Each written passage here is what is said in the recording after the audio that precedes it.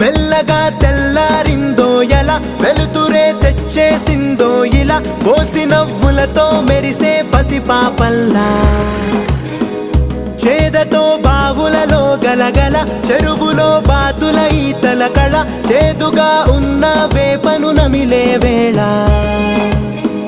చుట్ట పొగ మంచుల్లో, చుట్టాల పిలుపుల్లో, మాటలే కలిపేస్తూ మనసారా మమతల్ని పండించి అందించు హృదయంలా. మంటలు ఆరే